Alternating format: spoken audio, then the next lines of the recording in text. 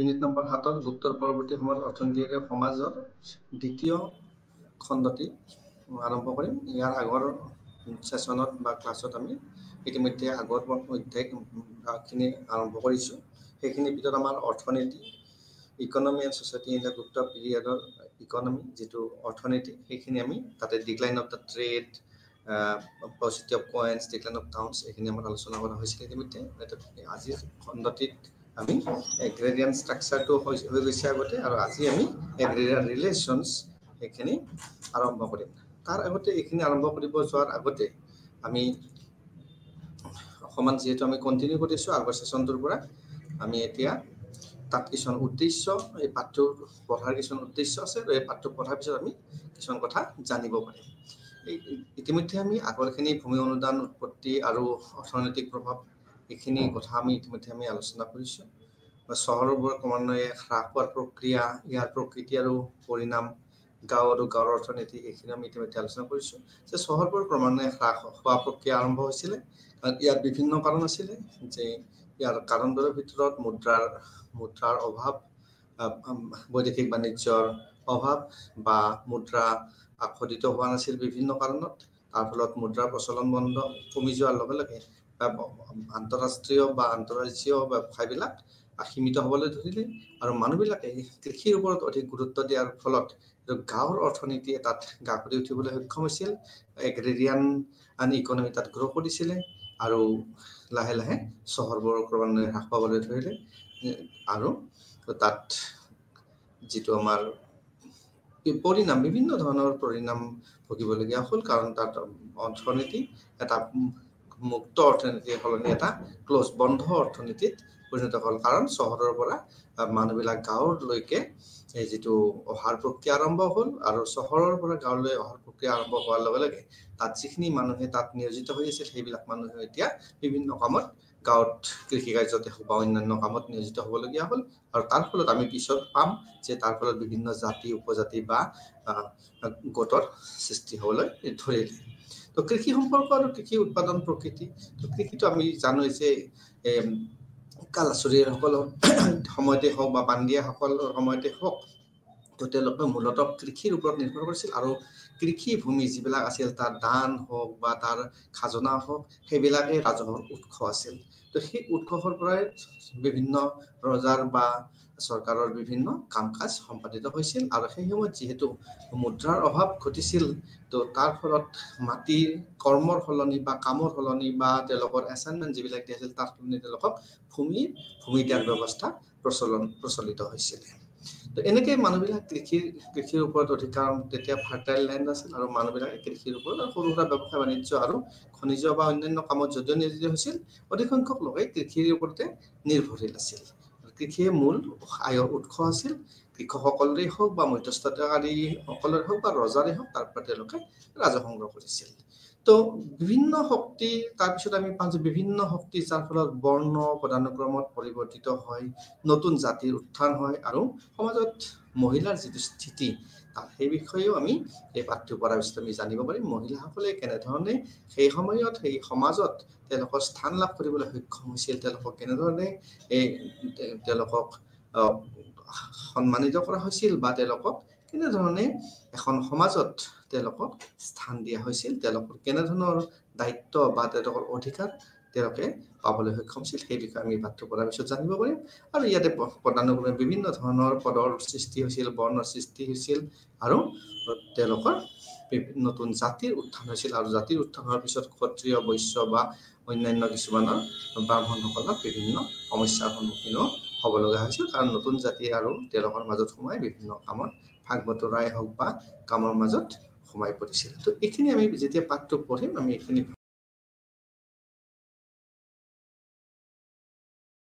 উল্লেখ হোৱা নাই এনেকে অবজেক্টিভৰ উদ্দেশ্যৰ ভিতৰত, সেইটো হ'ল আনটাচেবল, যিটো অস্পৃশ্য। কিছুমান জাতিক অস্পৃশ্য জাতি হিচাপে গণ্য কৰা হৈছিল, আৰু তেওঁলোকক যিটো আমি আনটাচেবল বুলি কওঁ, তেওঁলোকক এটা বহুতৰ দূৰত তেওঁলোকক ৰখা হৈছিল। তেওঁলোকক মাটি বাৰীবিলাকত তেনেধৰণে অধিকাৰ দিয়া হোৱা নাছিল। তেওঁলোকে নিম্ন জাতিৰ মানুহ আছিল, আৰু তেওঁলোকক আনটাচেবল বুলি কোৱা হৈছিল আৰু কালক্ৰমত পৰৱৰ্তী সময়ত এইবিলাকৰ সংশোধন হৈছিল আৰু বহুতো তেওঁলোকে স্থান লাভ কৰিবলৈ কৈছিল। কিন্তু সেইখিনি সময়ত উত্তৰ পিছৰ সময়ত তেওঁলোকৰ কিন্তু বিশেষ তেওঁলোকে সমাজত মৰ্যাদা বা স্থান লাভ কৰিবলৈ সক্ষম হোৱা নাছিল, কাৰণ তেওঁলোকক সেই সময়ত তেওঁলোকক এনেধৰণৰ কোনো গুৰুত্ব আৰোপ কৰা হোৱা নাছিল। তো এতিয়া আমি আহিছোঁ আমাৰ আৰু এইখিনি উদ্দেশ্য যে আমাৰ পৰিচয় আমি অকণমান জানিব লাগিব, আমাৰ এই পাঠ্যৰ লগত পৰিচয় হ'ব লাগিব। গুপ্ত বিশ্বৰ সময়ছোৱাত ভাৰতৰ অৰ্থনীতি কিছুমান পৰিৱৰ্তন ঘটিছিল আৰু সেইবিলাকৰ ক্ষেত্ৰত আমি ইতিমধ্যে বহুতখিনি কথা পাতিলোঁ যে বহুতো গুৰুত্বপূৰ্ণ চহৰ যেনে টেক্সিলা, গোস্বামী বা পাটলিপুত্ৰ গুপ্ত যুগৰ পিছত তাৰ যি বিদ্যমান যিটো তাৰ গ্ৰ'থ বা ডেভেলপমেণ্ট সেইবিলাক বিভিন্ন পৰিমাণে বন্ধ হৈ গৈছিল, কাৰণ আমি ইতিমধ্যে গম পালোঁ যে চহৰৰ পতন ঘটিছিল বিভিন্ন কাৰণত, ব্যৱসায় বাণিজ্যই হওক বা অন্যান্য কাৰণত, মুদ্ৰাৰ অভাৱৰ কাৰণতেই হওক বা ৰজাৰ কিছুমান নীতিৰ কাৰণতে হওক, তাৰ ফলত কিছু এইবিলাকৰ গ্ৰথটো যিটো উন্নয়ন এইটো বন্ধ হৈ গৈছিল আৰু নগৰীয়া যিটো বসতি, নগৰত যিবিলাক মানুহে বাস কৰিছিল তাৰ অৱনতি ঘটিছিল আৰু সেইবিলাক মানুহ বিভিন্ন ধৰণে তেওঁলোকে গাঁৱলৈ তাত আহিবলৈ বাধ্য হৈছিল আৰু বিভিন্ন কাৰণত বাণিজ্যিক কাৰ্যকলাপৰ এক বিফলতাৰ সন্মুখীন হৈছিল বুলি আমি ইতিমধ্যে আলোচনা কৰিছোঁ। আৰু এই সম্ভৱতঃ আগৰ তুলনাত মুদ্ৰাৰ মিণ্টিং যিটো আমি মুদ্ৰা প্ৰস্তুত কৰা বুলি কওঁ, যিটো মুদ্ৰা বনোৱা হয় আৰু প্ৰচলন বহুত পৰিমাণে সীমিত হৈছিল। আৰু এইটোৱে এটা মানে অতি গুৰুত্বপূৰ্ণ কথা আছিল যে চহৰবিলাকৰ পতন হোৱা, ব্যৱসায় বাণিজ্য, আন্তঃৰাষ্ট্ৰীয় ব্যৱসায় বাণিজ্য আৰু বহু পৰিমাণে হ্ৰাস পাবলৈ ধৰিছিল। আৰু গুপ্ত যুগত এই পৰিৱৰ্তনে বহুত আৰম্ভ হৈছিল আৰু যি হ'ল মুখ্যতঃ কৃষি অৰ্থনীতি, অৰ্থাৎ এই ব্যৱসায় বাণিজ্য বা আন্তঃৰাষ্ট্ৰীয় বা এইটোৰ পতন হোৱাৰ লগে লগে মানুহ কিন্তু কৃষিমুখী হৈছিলে, গাঁওমুখী হৈছিলে আৰু কৃষিত উন্নতি আৰম্ভ হৈছিল। আৰু সেইখিনি আমি আজি এতিয়া বিশদভাৱে আমি আলোচনা কৰিবলৈ পাম ইয়াতে। যিহেতু আমি আগৰখিনিত আমি ইকনমি অংশটো আমি মানে আলোচনা কৰিছোঁ, ইকনমিক্সৰ decline of trade, paucity of coins, decline of towns, এইখিনি কথাই আছিল আৰু এগ্ৰেৰিয়ান ষ্ট্ৰাকচাৰ যিটো আছিল সেইখিনি আমি ইতিমধ্যে আলোচনা কৰিছোঁ। আমি এতিয়া পৰৱৰ্তী ইয়াত আজিৰ খণ্ডটোত আমি এগ্ৰেৰিয়ান ৰিলেশ্যন, যাত কৃষিৰ সম্পৰ্ক, আমি সেই সম্বন্ধে আমি আলোচনা কৰিম। তাৰ ভিতৰত বহুতো কথা আমি পাম যে agrarian relationship, obligations of the peasants, feudal lord and tenure, growth and of closed economy, এইখিনি কথা আমি জানিব পাৰিম। কৃষকসকলৰ দায়বদ্ধতা, সামন্ত ভূমি কাৰ্যকাল, এইখিনি আমি পাম। তো আমি এতিয়া এই কৃষি সম্পৰ্কত যিটো মুখ্য বৈশিষ্ট্যবোৰ আমি আলোচনা কৰিম, এইবোৰ মধ্যযুগৰ আৰম্ভণিত সেইবিলাক বিকাশ হৈছিল, তাত ডেভেলপমেণ্ট হৈছিল, তাত গ্ৰ'থ হৈছিল, এইখিনি কথা আমি কৃষকসকলৰ কি দায়বদ্ধতা আছে, কৃষকসকলে কি কৰিবলগীয়া আছিলে, সেইখিনি কথা আমি ইয়াৰ পৰা যাম। যে ধনীসকলো সকলো ধৰণৰ কৰ সংগ্ৰহ কৰা ঠিক আছিল। তেওঁলোকে সকলো ধৰণৰ কৰ, বিভিন্ন ধৰণৰ যিটো স্থায়ী, অস্থায়ী বা নিৰ্ধাৰিত বা যিটো মানে স্থিৰ বা অস্থিৰ, অনিৰ্ধাৰিত কৰ তেওঁলোকে সক্ষম হৈছিল কালেক্ট কৰিবলৈ। আৰু কাৰ পৰা সক্ষম হৈছিল? এতিয়া কৃষকসকলৰ পৰা তেওঁলোকে কৰ সংগ্ৰহ কৰাৰ সুযোগ পাইছিল বা কৰ সংগ্ৰহ কৰিব পাৰিছিল। তেওঁলোকে নিয়মীয়াকৈ কৰা আৰু অনিয়মীয়াকৈ দুই ধৰণে কৰ তেওঁলোকে সংগ্ৰহ কৰিছিল। আৰু এটা আমি ক'লৈ মাত্ৰ যে স্থিৰ আৰু অস্থিৰ বা অনিৰ্ধাৰিত, ফিক্সড এণ্ড এটা যিটো আনফিক্সড বুলি কওঁ আমি, এটা তেওঁলোকে কৰ নিৰ্ধাৰণ কৰিছিল বা পৰিশোধো তেওঁলোকে কৰিব পাৰিছিল, তেওঁলোকক সেই দায়িত্ব দিয়া হৈছিল। আৰু ধনীসকলে এইবোৰ উপভোগ কৰিছিল, বিভিন্ন ধৰণে তেওঁলোকে উপভোগ কৰিব পাৰিছিল, তেওঁলোকে এনজয় কৰিব পাৰিছিল। তাক সেইবিলাকক আমি কি বুলি কওঁ? ভগা বুলি ক'ব পাৰোঁ বা ভোগ বুলি ক'ব পাৰোঁ বা কাৰা বা আদি নিয়মীয়া, এইবিলাক হ'ল নিয়মীয়া কৰ। আৰু ইয়াৰ উপৰিও আৰু বিভিন্ন ব্যতিক্ৰমী সুবিধা তেওঁলোকে লাভ কৰিছিলে। আৰু সেইবিলাক হ'ল যে উপৰিকাৰা বা হিৰণ্য বা উদ্ৰংগ, শালিকাৰ ইত্যাদি, এইবিলাক কৰ। আৰু তাত উপৰিও অতিৰিক্তভাৱে তেওঁলোকে বিভিন্ন ধৰণৰ ব্যতিক্ৰমী কৰ বা অন্যান্য কৰ তেওঁলোকে উপৰি কৰ যিটো কওঁ আমি এই এডিশ্যনেল টেক্সেছ বা কৰবোৰ, এইবোৰ বিভিন্ন ধৰণে নামাকৰণ কৰা হৈছিল আৰু তেওঁলোকে সেইবিলাক সংগ্ৰহ কৰিবলৈ পাৰিছিল। আৰু পল্লৱসকলৰ যিবিলাক ৰেকৰ্ড আছে, তথ্য আছে, তাৰ পৰা আমি জানিব পাৰোঁ যে সেই সময়ত 18ৰ পৰা 22 প্ৰকাৰৰ কৰ নিৰ্দিষ্ট কৰিছিল। 18ৰ পৰা 22 বিধ কৰ তাত সংগ্ৰহ কৰা হৈছিল, কালেক্ট কৰা হৈছিল বিভিন্ন প্ৰকাৰে। তো এই 18ৰ পৰা 22 বিধ, গতিকে 18 বিধ কৰেই হওক বা 22 বিধ কৰেই হওক, এইটো বহুত বহুত প্ৰকাৰৰ কৰ আছে, তাৰ ভিতৰত আমি কেইটামান নাম ইতিমধ্যে কৈছোঁ। তো এই যিবিলাক কৃষকসকলৰ দায়বদ্ধতা বা তেওঁলোকৰ ৰেছপনচিবিলিটি বা তেওঁলোকে কৰ সংগ্ৰহ কৰাৰ যিটো প্ৰক্ৰিয়া তেওঁলোকে তেনেধৰণে কৰ সংগ্ৰহ কৰিছিলে। আৰু এই কৰ সংগ্ৰহবিলাকৰ আমি তাত নিয়মীয়া বা অনিয়মীয়া বা যিখিনি আমি ফিক্সড আৰু আনফিক্সড, যিখিনি স্থিৰ আৰু অনিৰ্ধাৰিত কৰ, সেইখিনি তাত কৰা হৈছিল। আৰু তেওঁলোকে বিভিন্ন ধৰণে এইবিলাকৰ এনজয় কৰিব পাৰিছিল, ভোগ কৰিব পাৰিছিল, বিভিন্ন ধৰণৰ কৰ সংগ্ৰহ কৰিছিল। আৰু যিটো আমি তথ্য পাইছোঁ ৰেকৰ্ড মতে আমি পল্লৱসকলৰ ৰেকৰ্ডসমূহে আমাক এইটো কথাকে উনুকিয়াই যে 18 পৰা 22 প্ৰকাৰৰ কৰ এই সময়ত তাত স্থিৰ কৰা আছিলে বা নিৰ্দিষ্ট কৰা আছিলে। আৰু তেনেধৰণে সেইবিলাক কৰ তাৰ পৰা কালেকশ্যন কৰা হৈছিলে।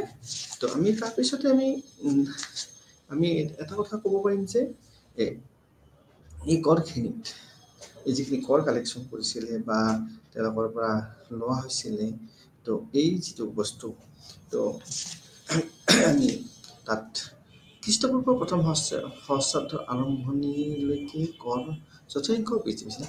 তো এই বিভিন্ন ধৰণে কৰ যিটো সংগ্ৰহ কৰিছিল, আৰু এইটো ফাৰ্ষ্ট মিলেনিয়ামলৈকে এইটো বৃদ্ধি, খ্ৰীষ্টপূৰ্ব প্ৰথম সহস্ৰাব্দৰ আৰম্ভণিলৈকে কৰৰ সংখ্যা যথেষ্ট বৃদ্ধি পাইছিল। কালেকশ্যন অফ টেক্সেছ ইনক্ৰিজড, বহুত পৰিমাণে তাত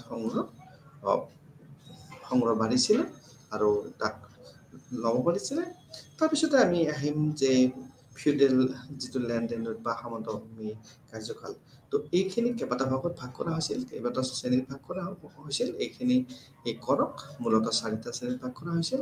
তো স্মৃতি যিটো ৰচনাসমূহৰ লেখক যশনাব্য, নালব্য, বলব্য আৰু বৃহস্পতিয়ে 4টা শ্ৰেণীত একেটা ভূমিৰ ওপৰত 4টা মানে কৰৰ অধিকাৰৰ কথা উল্লেখ কৰিছিল তাতে।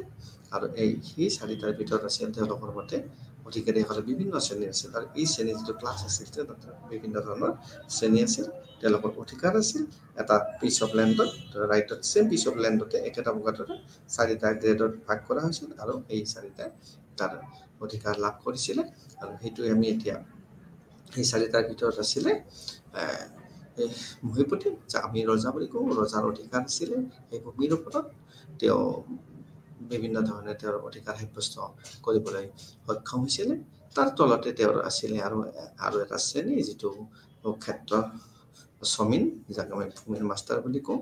তেওঁ তাৰ তলত তেওঁ ফিউডেল লেণ্ডৰ ভিতৰত তেওঁ সামন্ত ভূমিৰ যিটো তাত তেওঁ গাঁথনি, তাত তেওঁ ৰখা হৈছিলে। তাৰপিছতে আহিছিলে নেক্সট তেওঁৰ তলৰ যিটো আছিলে কাৰখকা, খেতিয়ক, যিবিলাক খেতি কৰিছিল, খেতি কৰাবিলাকক কাৰখকা বুলি কোৱা হৈছিল। আৰু তেওঁলোকে খেতিৰ লগত নিয়োজিত হৈছিল। আৰু তেওঁলোকে যিটো তাৰ ওপৰৰ মাষ্টাৰ, ভূমিৰ মাষ্টাৰৰ পৰা তেওঁলোকে এইবিলাক লাভ কৰিছিলে। তাৰপিছত আমি আহিম যে উপভাৰতীয়। তো এনেধৰণৰ নহয় যে সকলোখিনি কাৰখকা খেতিয়কসকলে কৰিব, তেওঁলোকেও আৰু তেওঁলোকৰ তলত এটা শ্ৰেণীক তেওঁলোকৰ মাটিখিনি এটা ভাড়া হিচাপত বা তেওঁলোকে এটা আধিৰ হিচাপত বা এটা নিৰ্দিষ্ট হিচাপত তেওঁলোকৰ মাটিবিলাকক কৃষি কাৰ্য সম্পাদন কৰিবলৈ দিছিল। তো ভূমি অনুদানৰ ফলত ভূমি আৰু তাৰ যিটো উপসামন্ততাৰ ওপৰত শ্ৰেণীবদ্ধ যিটো অধিকাৰ আছিল, তেওঁলোকে সেই অধিকাৰটো লাভ কৰিছিলে। কাৰণ ভূমি লেণ্ড দিয়া হৈছিলে, আৰু তেওঁলোকে সেই শ্ৰেণীবিলাকে তেওঁলোকৰ অধিকাৰবিলাক লাভ কৰিছিল। আৰু এই জমিদাৰসকল, তাত যিবিলাক জমিদাৰসকল আছিল, এক শ্ৰেণীবিন্যাসক তেওঁলোকে জন্ম দিছিল, এটা ক্লাছৰ এটা জন্ম হৈছিল তাত ভূমিদাৰ, যিবিলাক জমিদাৰ আছিল। আৰু যি উৎপাদিত অতিৰিক্ত পৰিমাণৰ প্ৰাকৃতিক খেতিৰ পৰা তেওঁলোকে লাভ কৰিছিল বা ৰক্ষা কৰিছিল। তো পল্লৱ যুগত যি আছিলে মন্দিৰৰ সেৱা নিয়োজিত হৈছিলে বা কামত নিয়োজিত হৈছিল, সেই যিবিলাক সেৱকসকল আছিল, এই ভূমি কামৰ জৰিয়তে যিবিলাক ভূমি তেওঁলোকে দান কৰিছিল, সেইবিলাকক তেওঁলোকে লাভান্বিত হৈছিল, তেওঁলোকে উপকৃত হৈছিলে। আৰু ইয়াৰ প্ৰভাৱ স্পষ্ট, এইটো একদম নিশ্চয়তাৰে ক'ব পাৰিছে তেওঁলোকে তাৰ পৰা লাভান্বিত হৈছিলে। আৰু ইয়াৰ পিছতে আমি এতিয়া যদি আমি তাৰ পিছৰ পৰ্যায়লৈকে যাওঁ, তো প্ৰতিষ্ঠানবোৰৰ অৱতৰণ কৰা যিবিলাক হিতাধিকাৰী আছিলে, আৰু তেওঁলোকৰ পৰিৱৰ্তে তেওঁলোকক যিটো ভূমি প্লট দিছিল, সেই তেওঁলোকে ভূমিৰ প্লটবিলাকত ক্ষুদ্ৰ বিষয়বিলাক নিৰ্ভৰশীল হৈছিলে। শিল্পীবিলাক আছিলে, সংগীতজ্ঞ আছিলে, ৰস আছিল আৰু এই যিবিলাক ভূমি দান দিয়া হৈছিলে মন্দিৰৰ সেৱকসকলক আৰু তেওঁলোকৰ লগত জড়িত যিবিলাক ব্যক্তি আছিলে তেওঁলোকে তাৰ পৰা ভূমি প্লট লাভ কৰিছিলে আৰু তেওঁলোকে তাৰ পৰা উপকৃত হৈছিল আৰু সেইবিলাক শ্ৰেণীৰ মানুহবিলাক আছিলে যে ক্ষুদ্ৰ বিষয়া সৰু সৰু কিছুমান বিষয়া আছিলে শিল্পীবিলাক আছিল সেইবিলাক মন্দিৰৰ লগত জড়িত হৈ আছিল বা সংগীতজ্ঞ যিবিলাক আছিলে তেওঁলোকক সেই কৰিছিল বা তাৰ পৰিচালক কিছুমান আছিল তেওঁলোকে তাৰ পৰা লাভান্বিত হৈছিল বা উপকৃত হৈছিল তো এনেধৰণৰ কামবোৰ মাটিৰ প্ৰকৃত খেতিয়কক তেওঁলোকক মানে উপকৃত কৰিব পাৰি ঠিক তেনেদৰে একেদৰে মন্দিৰৰ মাটি খেতিৰ বাবে ভাৰতীয়সকলক নিযুক্ত দিয়া হৈছিল তো মন্দিৰৰ যিবিলাক মাটি আছিল যিবিলাক তেওঁলোকে ৰজাৰ পৰাই হওক বা অন্যান্য হেৰিৰ পৰাই তেওঁলোকে দান হিচাপে লাভ কৰিছিল সেইবিলাক মাটিত খেতি কৰিবৰ কাৰণে মন্দিৰ কৰ্তৃপক্ষই কিছুমান ভাড়াতীয়াক লিজত দিয়াৰ ব্যৱস্থা কৰিছিল আৰু তেওঁলোকে তাৰ পৰা ৰাজহ হওক বা বিভিন্ন ধৰণে তেওঁলোকে খেতিৰ উৎপাদনৰ পৰা লাভান্বিত হৈছিল আৰু তেওঁলোকৰ অৱস্থাৰ উন্নত কৰিবলৈ তেওঁলোকে সক্ষম হৈছিল তো এতিয়া আমি আন এটা বিষয়লৈকে আগবাঢ়িম সেইটো হৈছে বন্ধ অৰ্থনীতিৰ বিকাশ যিটো আমি ইতিমধ্যে আলোচনা কৰিছোঁ যে এইখিনি সময়ত চহৰবিলাকৰ পতন আৰম্ভ হৈছিলে তাৰপিছত তাত মুদ্ৰাৰ প্ৰচলন কমি গৈছিলে বা ব্যৱসায় বাণিজ্য বিভিন্ন দিশত হ্ৰাস পাবলৈ ধৰিছিলে আৰু মানুহবিলাক চহৰ এৰি পেলাই গাঁৱৰ অৰ্থনীতি কৃষি অৰ্থনীতিৰ লগত জড়িত হৈ পৰিছিলে আৰু এই জড়িত হৈ পৰা প্ৰক্ৰিয়াটো যিটো অৰ্থনীতি মানে তাৰ প্ৰগ্ৰেছ মানে বিকাশ সীমিত হ'বলৈ ধৰিছে যদিও স্থানীয়ভাৱে গাঁৱৰ ভিতৰতে তাৰ কৃষিৰ উৎপাদন হৈছিল সেইটো বাহিৰলৈকে আদান প্ৰদান বিশেষভাৱে হোৱা নাছিল আৰু তাকে আমি বন্ধ অৰ্থনীতি বুলি ক'ব গৈছোঁ যে অৰ্থনীতিৰ এই প্ৰসাৰটোত বাধাৰ সৃষ্টি হৈছিলে আৰু যিটো মানে ক্ল'জ এণ্ড অপেন ইকনমি যে অপেন ইকনমি কোনোবা আহাত কোনো বাধা নাই কোনোবাই যোৱাত বাধা নাই তেনেধৰণৰ ব্যৱস্থাটো ইয়াত নাছিলে কাৰণ আগৰ পৰ্যায়ত যেতিয়া বাহিৰৰ ব্যৱসায়ীসকল আছিল তেওঁলোকৰ ওপৰত অতিৰিক্ত কৰ লগোৱা হৈছিল তাত ব্যৱসায় বাণিজ্য কৰাৰ কাৰণে আৰু লাহে লাহে সেইবিলাক বিভিন্ন কাৰণত মুদ্ৰাৰ খোদিত নকৰাৰ কাৰণতে হওক বা বিভিন্ন কাৰণত হওক ব্যৱসায় বাণিজ্য হ্ৰাস পাবলৈ ধৰিলে আৰু তাৰ ফলত যিখিনি চহৰীয়া অঞ্চলৰ মানুহ কৃষিৰ লগত জড়িত হ'বলৈ ধৰিলে আৰু কৃষি সম্প্ৰসাৰণৰ লগে লগে তাৰ যিটো ব্যৱসায়িক বাণিজ্যৰ যিটো বিনিময়ৰ যিটো নেটৱৰ্ক সেইটো বহুত দূৰত্বলৈকে তাৰ সম্পৰ্কিত নাছিল সি প্ৰসাৰ লাভ কৰা নাছিল আৰু প্ৰাৰম্ভিক মধ্যযুগত ভাৰতৰ অৰ্থনীতি কেইবাটাও উত্থান আৰু বিকাশ অনুভৱ কৰিছিল আৰু সেইবিলাকত গ্ৰাম্য বসতি য'ত আছিলে বাণিজ্য হৈছিল তাত কিন্তু সুন্দৰভাৱে হৈছিলে কিন্তু সেই নেটৱৰ্ক দীঘলীয়া দূৰত্বৰ লগত সম্পৰ্কিত নাছিল বহুত দূৰলৈকে প্ৰসাৰ লাভ কৰা নাছিল আৰু ইয়াকে আমি বন্ধ অৰ্থনীতিৰ বুলি ক'ব খোজোঁ যদিও বন্ধ অৰ্থনীতি তাত বিভিন্ন ধৰণে বিকাশ হৈছিল বিকাশ এনেকুৱা নহয় যে তাত উৎপাদন হোৱা নাছিল তাত বিকাশ হোৱা নাছিল স্থানীয়ভাৱে হৈছিল সেইটো গতিকে তেওঁলোকে কি কৰিছিল স্থানীয় তেওঁলোকৰ যিটো প্ৰয়োজনীয়তা সেইটো পূৰণ কৰিবলৈ তেওঁলোকে স্থানীয়ভাৱে লোকেলি তেওঁলোকে যত্ন কৰিছিল আৰু সেই হিচাপে তেওঁলোকৰ যিবিলাক প্ৰয়োজন সেইখিনি পূৰাবৰ কাৰণে তেওঁলোকে উৎপাদন আৰম্ভ কৰিছিল যিহেতু এইটো কৃষিভিত্তিক অৰ্থনীতি আছিল কৃষিৰ লগত জড়িত আছিল তেওঁলোকে কৃষি উৎপাদন বঢ়াবলৈ বা তাত কৃষিকাৰ্য সম্পাদন কৰিবলৈ যত্ন কৰিছিল আৰু তাত উপকৃত হৈছিল উইদিন মানে ভিতৰত তেওঁলোকৰ ভিতৰতে গাঁৱৰ ভিতৰত তেওঁলোকৰ উন্নতি হৈছিল কিন্তু এইটো বাহ্যিকভাৱে বা বাহিৰৰ লগত তেওঁলোকৰ সম্পৰ্ক যথেষ্ট কমি গৈছিল আৰু যিবিলাক মূলতঃ তাৰ যিটো মবিলিটি বা মুভমেণ্ট সেইটো যুদ্ধৰ বাবে যিবিলাক সৈনিক আছিল সৈনিকৰ এখন ৰাজ্যত যিটো ৰজা থাকিব তেওঁলোকৰ সুৰক্ষাৰ কাৰণে তাত সৈনিকৰ প্ৰয়োজন হয় আৰু সেই সৈনিকবিলাক যিটো চলাচল কৰিব কাৰণে কাৰণ তেওঁলোকৰ মুভমেণ্ট লাগিব তেওঁলোকৰ পেট্ৰলিং ঘূৰা ফুৰা কৰিব লাগিব তাৰ বাবে তেওঁলোকে চলাচল কৰিছিল আৰু এই চলাচল কৰিবৰ কাৰণে তেওঁলোকৰ ইফালৰ পৰা সিফালে তেওঁলোকে ফুৰিবলগীয়া হৈছিল আৰু যিটো ধৰ্মীয় কেন্দ্ৰ বা তাৰ যিবিলাক মানুহ তীৰ্থযাত্ৰীসকল আহিছিল তেওঁলোকৰ কাৰণে ভূমি অধিগ্ৰহণ কৰা হৈছিল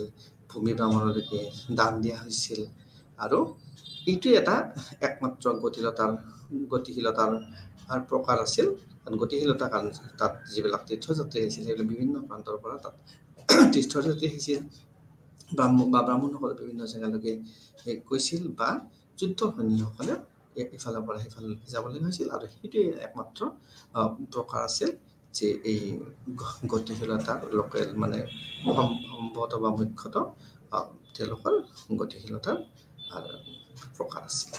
তো এই সকলোবোৰ যিবিলাক আমি দেখিলোঁ শক্তিশালী স্থানীয় পৰিচয়ৰ প্ৰতিপালন কৰিছিল। তেওঁ এইবিলাকে এটা ষ্ট্ৰং মানে এটা প্ৰতিনিধিত্ব কৰিছিল বা তাৰ প্ৰসাৰ লাভ কৰিছিল সবলভাৱে সুস্থভাৱে। তাৰপিছত স্থানীয়তাৰ যিটো বৰ্ধিত অনুভূতি আৰু আত্মনিৰ্ভৰশীলতা যিটো গাঁওবোৰত আছিল সেইটো, আৰু সেইবিলাকে গ্ৰাম ধৰণ বা গ্ৰামকাৰ বা স্থানাকাৰ আদিৰে অধিবৃত্তিত প্ৰতিফলিত হৈছিল।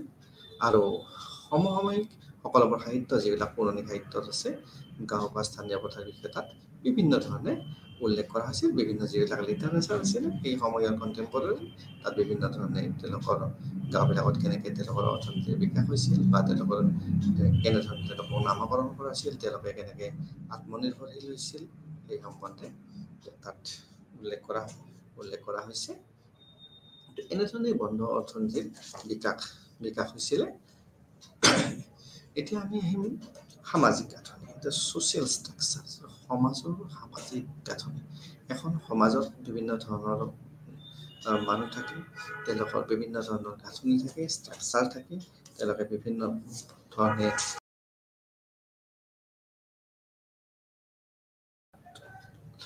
থাকিবলৈ লাগে। তো সমাজ এখন সুস্থভাৱে পৰিচালনা হ'বলৈ হ'লে তাত বিভিন্ন প্ৰকাৰে গাঁথনিৰ ভিতৰত চলিবলগীয়া হয়।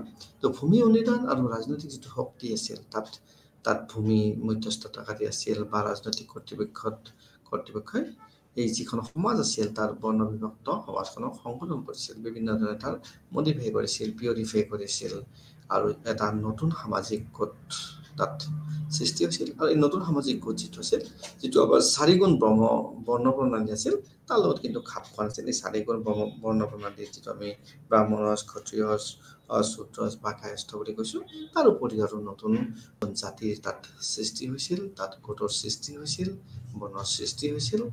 তেওঁ এইকাৰণে এইটোৰ লগত এই 4 প্ৰকাৰৰ লগত খাপ খোৱা নাছিল।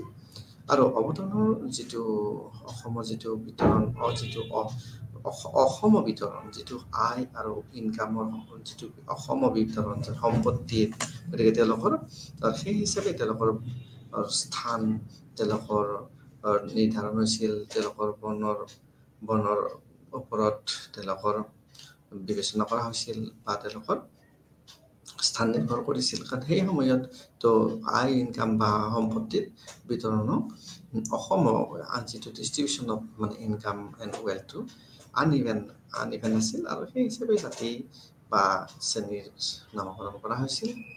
আৰু বিদেশী বিভিন্ন জাতি আৰু যিটো থলজাতীয় লোকৰ যিটো অন্তৰ্ভুক্তি হৈছিল, আৰু সেই শাসকীয় যিটো অভিজিত অংশ হিচাপে এই ক্ষত্ৰিয় বৰ্ণৰ মুৰব্বীসকল আৰু শূদ্ৰ বৰ্ণৰ অনুসযুক্ত যিটো জাতি আছিল, সেইবিলাকে তেওঁলোকক অকল পদবী নহয়, তেওঁলোকে বিভিন্ন বৰ্ণত ভাগ হৈছিল আৰু সমাজখন তেওঁলোকে পৰিৱৰ্তন কৰিবলৈ যত্ন কৰিছিল।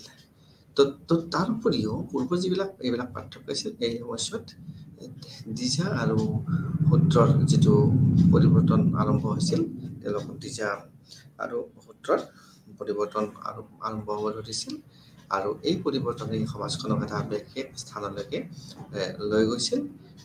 আৰু সমাজত যিটো এজনৰ স্থিতি কেৱল তেওঁলোকৰ বৰ্ণৰ ওপৰতে নিৰ্ভৰ কৰা নাছিল, তেওঁলোকে অকল এটা যে বৰ্ণ সেইটোৰ ওপৰতে নিৰ্ভৰ কৰিছিল। তেওঁলোকৰ বিভিন্ন কাম কাজ বা বিভিন্ন স্থিতিয়ে তেওঁলোকৰ স্থানলৈকে লৈ গৈছিল। তেওঁলোকৰ সামাজিক পদবী আছিলে কিছুমান, ভূমিধাৰক হিচাপে তেওঁলোকৰ স্থিতিৰ সৈতে সংযুক্ত হ'বলৈ তেওঁলোকে বিভিন্ন শ্ৰেণীৰ ভূমিধাৰক আছিল, বিভিন্ন ধৰণৰ ভূমিধাৰক আছিল।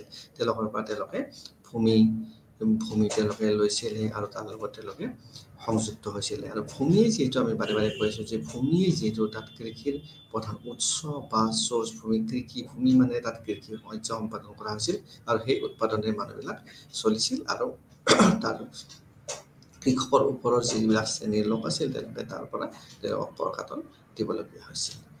আৰু এই যিটো প্ৰৱণতা আছিল এই সময়ছোৱাত আৰম্ভ হৈছিল, আৰু নৱম দশম শতিকাত অধিক গুৰুত্ব লাভ কৰিছিল। এই যিটো টেণ্ডেঞ্চি সামাজিক গাঁথনিৰ ছ'চিয়েল যিটো আমাৰ proliferation of যিটো আমাৰ কাষ্টে হওক বা সামাজিক ছ'চিয়েল ষ্ট্ৰাকচাৰে হওক তাৰ এটা আৰম্ভণি হৈছিলে আৰু যিটো নতুন জাতি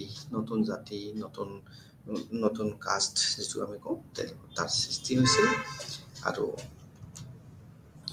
নতুন জাতিৰ তাত উদ্ভৱ হৈছিল আৰু এই নতুন জাতিৰ সংখ্যা বৃদ্ধিয়ে ব্ৰাহ্মণ ক্ষত্ৰিয় কায়স্থ শূদ্ৰক প্ৰভাৱিত কৰিছিল ডেফিনেটলি যিটো এখন সমাজ ব্যৱস্থাত তাত কিছুমান সমাজৰ মানুহ থাকিব আকৌ যদি তাত নতুন এটা ব্যৱস্থা সোমাই পৰে বা নতুন জাতি এটা সোমাই পৰে যিটো অতীতৰ পৰা আছিলে তেওঁলোকৰ মাজত প্ৰভাৱ বিস্তাৰ স্বাভাৱিকতে কৰিব আৰু এইবিলাকত বিভিন্ন ধৰণে তেওঁলোকে প্ৰভাৱ বিস্তাৰ কৰিবলৈ সক্ষম হৈছিল আৰু তাৰ ফলত বিভিন্ন ধৰণে ক্ষতিগ্ৰস্ত হ'বলগীয়া হৈছিল নতুন জাতিৰ আবিৰ্ভাৱে বা সৃষ্টি সমাজত একতা আৰু নতুন দিশৰ ফালে ঠেলি লৈ গৈছিল তাত বিভিন্ন ধৰণৰ মিশ্ৰিত জাতি আছিল বা অস্পৃশ্য জাতি তাত কিছুমান যিটো আমি আনটাচেবল মানে কাজ বুলি কৈছোঁ সেইবিলাকৰ সংখ্যা তাত লাহে লাহে বৃদ্ধি পাবলৈ ধৰিলে কাৰণ আমি এটা কথাই মন কৰিব লাগিব যেতিয়াই চহৰৰ পৰা আহিছিলে যিবিলাক মানুহে তাত কাম কাজ কৰিছিলে তেওঁলোকে বিভিন্ন নামেৰে নামাকৰণ কৰা হৈছিল বিভিন্ন কৰ্মৰে তেওঁলোকক পৰিচিত কৰা হৈছিল আৰু সেইবিলাক যেতিয়া গাঁৱলৈ আহি আকৌ নতুনকৈ তেওঁলোকে কাম আৰম্ভ কৰিলে তেওঁলোকে এই তাৰ মিশ্ৰিত জাতিৰ বহুতে সোমাই পৰিছিল আৰু তাতো এটা অস্পৃশ্য যিটো আনটাচেবল বুলি আমি কৈছোঁ সেইটোতো জাতি এটা আছিল আৰু তেওঁলোকৰ সংখ্যা দিনে দিনে বৃদ্ধি পাবলৈ ধৰিছে তো ক্ৰাফ্ট যিবিলাক আছিলে ক্ৰাফ্টৰ লগত জড়িত যিবিলাক ব্যক্তি আছিলে যিবিলাক মানুহ আছিলে তো তেওঁলোকৰ এটা সময়ত তেওঁলোকে এই জাতিৰ লগত তেওঁলোকে ৰূপান্তৰ হৈছিল কাৰণ তেওঁলোকে বাণিজ্যৰ লগত বা নগৰীয় কেন্দ্ৰসমূহত কাম কৰিছিল আৰু যিহেতু তেওঁলোকে লাহে লাহে এই তেওঁলোকৰ কাৰুশিল্প বা কাৰ্যকলাপবিলাক হ্ৰাস পাবলৈ ধৰিছে এটা নতুন জাতি গঠন প্ৰক্ৰিয়াত তেওঁলোকক সহায় কৰিছিলে আৰু বংশানুক্ৰমে তেওঁলোকৰ যিটো প্ৰক্ৰিয়া আছিলে সেইটো লাহে লাহে হ্ৰাস পাবলৈ ধৰিলে আৰু তেওঁলোকে এই নতুন জাতি মিশ্ৰিত জাতি বা বিভিন্ন জাতিৰ মাজত তেওঁলোকে সোমাই পৰিল অৰ্থাৎ যিটো আমাৰ ব্ৰাহ্মণ ক্ষত্ৰিয় বা কায়স্থ বা শূদ্ৰ তাৰোপৰি আৰু বেলেগ বেলেগ জাতিৰ উদ্ভৱ হৈছিলে তো এতিয়া আমি লৰ্ডছ আৰু যিটো কৃষক যিটো আমি ৰজা বুলি কওঁ বা তাৰ ওপৰৰ শ্ৰেণী ৰজাৰ সমপক্ষৰ শ্ৰেণী বুলি কওঁ তো তেওঁলোক আৰু কৃষকৰ মাজত কেনেধৰণৰ সম্পৰ্ক আছিল কেনেদৰে তেওঁলোকে চলিছিল বা তেওঁলোকৰ গৰাকীবিলাকৰ লগত তেওঁলোকৰ কেনেধৰণৰ সম্পৰ্ক আছিল সেই সম্বন্ধে আমি জানিব পাৰিম এইটো আমি আলোচনা কৰিছোঁ যে এই সময়ত কৃষি প্ৰণালীত তাত কৃষকসকলৰ পৰা পৃথক হোৱাৰ দৰে জমিদাৰসকলৰ বিভিন্ন শ্ৰেণী আছিল তাত বিভিন্ন ধৰণৰ জমিদাৰৰ শ্ৰেণীত বিভক্ত কৰা হৈছিল আৰু মাটিৰ ওপৰত তেওঁলোকৰ অধিকাৰ বিভিন্ন ধৰণে তেওঁলোকে ৰজাৰ পৰা বা সেই ৰাজগৃহৰ পৰা তেওঁলোকে লাভ কৰিছিল আৰু তেওঁলোকৰ কিছুমান চৰ্তাৱলী আছিল যেনে ভোগী ভোক্তা বা ভোগপতি মহাভোগী বৃহৎ ভোগী আদি তেওঁলোকে এইবিলাক ব্যৱহাৰ কৰিছিল বা এইবিলাকৰ হিতাধিকাৰীসকলক তেওঁলোকে অৱতাৰণ কৰিছিল ভোগী বুলি কোৱা হৈছিলে বা ভোক্তা বুলি কোৱা হৈছিলে বা ভোগপতি বা মহাভোগী বৃহৎ ভোগী এনেধৰণৰ তো জমিদাৰসকলৰ ওপৰত ভুক্তকৰ এনে গণ্যমান্য ব্যক্তিসকল অন্তৰ্ভুক্ত আছিল তাত বিশেষ ব্যক্তিবিলাক জমিদাৰসকলৰ এই ভূমিৰ অধিকাৰৰ লগত জড়িত হৈছিল আৰু তেওঁলোকক আমি কি বুলি ক'ব পাৰোঁ ৰাণাকা বা ৰাজা বা সামন্ত বা মহাসামন্ত মণ্ডলেশ্বৰা বা আদি হিচাপে আমি জানিব পাৰোঁ এওঁলোকৰ যিবিলাক জমিদাৰ আছিল তেওঁলোকৰ লগত সম্পৰ্কিত আছিল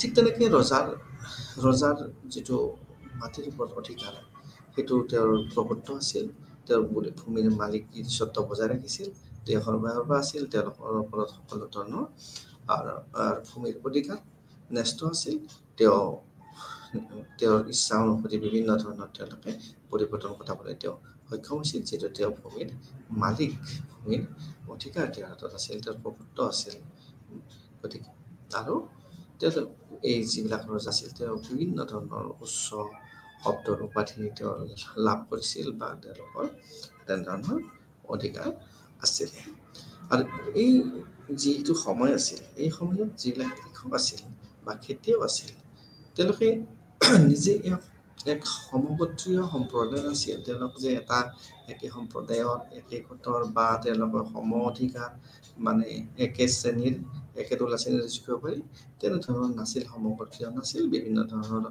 লোকেৰে কৃষি কাৰ্য সম্পাদন কৰা হৈছিলে আৰু তেওঁলোকক বিভিন্ন নামেৰে জনাই গৈছিল, যেনেকে কৰ্ষক, কৃষি বালা বা কিনাচা বা জীৱী বা শালিকা, এনেধৰণে বিভিন্ন নামেৰে তেওঁলোকৰ নামকৰণ কৰা গৈছিল, তেওঁলোকক জানিব পৰা গৈছিল।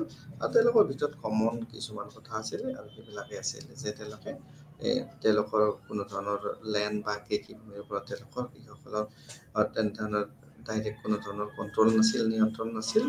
আৰু তেওঁলোকক বিভিন্ন ধৰণৰ কেটেগৰীৰে নামাকৰণ কৰা হৈছিল আৰু সেইবিলাকৰ তেওঁলোকক টিলাৰৰ দাচল খেতি মাটি চহোৱা ব্যক্তি হিচাপে তেওঁলোকক কেটেগৰাইজ কৰা হৈছিল। আৰু তেওঁলোকে ডিপেণ্ডেণ্ট আছিল, তেওঁলোকে নিৰ্ভৰশীল আছিল। তেওঁলোকে যিবিলাক খেতিয়ক আছিল তাৰে ভিতৰত ডিপেণ্ডেণ্ট বিজনেছ নিৰ্ভৰশীল কৃষক আছিল বা শ্বেয়াৰ ক্ৰপাৰ আছিল, তেওঁলোকৰ অংশীদাৰিত্ব আছিলে বা ফিল্ড লেবাৰাৰ্ছ বা পথাৰত কাম কৰা বনুৱা হিচাপে তেওঁলোকে কাম কৰিছিল।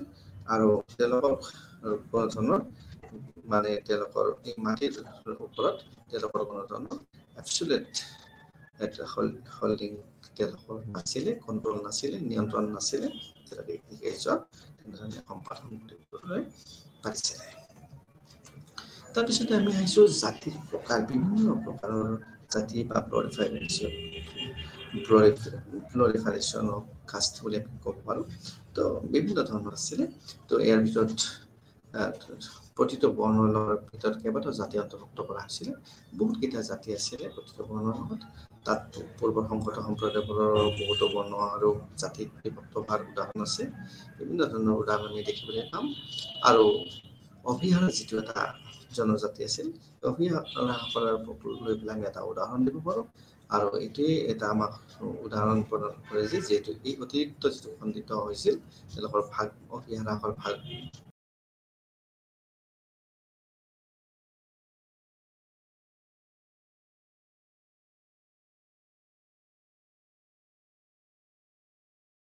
ব্ৰাহ্মণসকল। আমি জানো যে ব্ৰাহ্মণসকল ৰজাৰ একেবাৰে নিকট আছিলে আৰু তেওঁলোকে ভূমিৰ অধিকাৰ মূলতঃ তেওঁলোকে লাভ কৰিবলৈ সক্ষম হৈছিলে।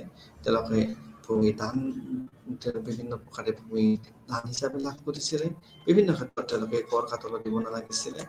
তেওঁলোকক বিভিন্ন ধৰণৰ সা সুবিধা দিয়া হৈছিলে। আনকি তেওঁলোকক ধৰ্মীয় অনুষ্ঠানবিলাকৰ কাৰণেও মাটি দান দিয়া হৈছিল আৰু সেইবিলাক তেওঁলোকে আৰু কাৰোবাক চাব লিষ্ট মানে সেই হিচাপত বেলেগক কৃষি কাৰ্য সম্পাদন কৰিবলৈ দিবলৈ পাৰিছিল। বা মন্দিৰ কাৰ্যৰ লগত জড়িত হোৱা বিভিন্ন কাৰিকৰী শিল্পী, শিশু বা বিভিন্ন ধৰণৰ বিষয়ত তেওঁলোকে তাত দান দিব পাৰে, মানে তেওঁলোকৰ অধিকাৰ দিব পাৰিছিলে। ব্ৰাহ্মণসকলৰ উদ্ভৱ হোৱা এই বিভিন্ন জাতিৰ সংখ্যা যথেষ্ট আছিল। তেওঁলোকৰ মাজতে বিভিন্ন ধৰণৰ জাতিৰ সৃষ্টি হৈছিল। ব্ৰাহ্মণ বুলি কোৱাৰ লগে লগে অকল এটাই নহয়, তাৰ ভিতৰত বিভিন্ন সৃষ্টি হৈছিলে। ব্ৰাহ্মণসকলে তেওঁলোকৰ পুৰোহিত যিটো সেৱা, পুৰোহিত সেৱাটো বাণিজ্যকৰণ কৰিছিল। বাণিজ্যিকৰণ মানে ব্যৱসায়িক ভিত্তিত তেওঁলোকে লৈছিল। তাৰ পৰা তেওঁলোকে অৰ্থ লাভ কৰিছিল, তেওঁলোকে তাৰ পৰা মুনাফা লাভ কৰিছিলে। আৰু তেওঁলোকৰ সেইটোৱেই আছিল তেওঁলোকৰ আয়ৰ উৎস। আৰু তাৰ পৰা তেওঁলোকৰ পৰিয়াল পৰ্যন্ত তাৰ পৰা লাভান্বিত হৈছিল, তেওঁলোকে চলিছিল। আৰু বিভিন্ন ধৰণৰ তেওঁলোকৰ শ্ৰমৰ লগত জড়িত হৈছিল বা কামৰ লগত জড়িত হৈছিল। তেওঁলোকে বিভিন্ন শ্ৰম কাৰ্যত নিয়োজিত হৈছিল। আৰু তেনেধৰণে তেওঁলোকে ব্ৰাহ্মণবিলাক এই ব্ৰাহ্মণ সমাজ তেওঁলোকে তাত পৰিচালিত হৈছিলে। আৰু বিভিন্ন অঞ্চললৈ ব্ৰাহ্মণবিলাকৰ যিটো প্ৰব্ৰজন হৈছিল, তেওঁলোকে ভূমি অনুদান লাভ কৰিছিল। তাৰ পৰা তেওঁলোকে সেইবিলাক তেওঁলোকে উপভোগ কৰিছিল। আৰু তেওঁলোকৰ যিটো বৰ্ণৰ ভিতৰত জাতি আৰু উপজাতি গঠন প্ৰক্ৰিয়া তেনেকে ত্বৰান্বিত হৈছিল, তেনেকে আৰম্ভ হৈছিল, তেনেকে সুন্দৰভাৱে মই ইতিমধ্যে কৈছোঁ তেওঁলোকৰ ৰাজনৈতিক ক্ষমতা আছিল। তেওঁলোকে অধিক এক আধিপত্য লাভ কৰিবলৈ সক্ষম হৈছিল। ৰজাই তেওঁলোকক বিশ্বাস কৰিছিল, তেওঁলোকক বিভিন্ন ধৰণে তেওঁলোকক কামত নিয়োজিত কৰিছিল। আৰু তেওঁলোকৰ যিটো উচ্চ যিবিলাক কাম কাজ আছিল তেওঁলোকৰ ৰাজ্যিক কাৰ্যালয়ত তেওঁলোকক তাত প্ৰতিষ্ঠিত কৰা হৈছিল। সেইবিলাক কামত তেওঁলোকক নিয়োজিত কৰা হৈছিল, যিহেতু তেওঁলোকে ৰজাক একেবাৰে ওচৰৰ পৰা পাইছিল আৰু তেওঁলোকক বিশ্বাসো কৰিছিল। আৰু সেই যুগটোত তেনেকে ব্ৰাহ্মণৰ আধিপত্যও আছিল।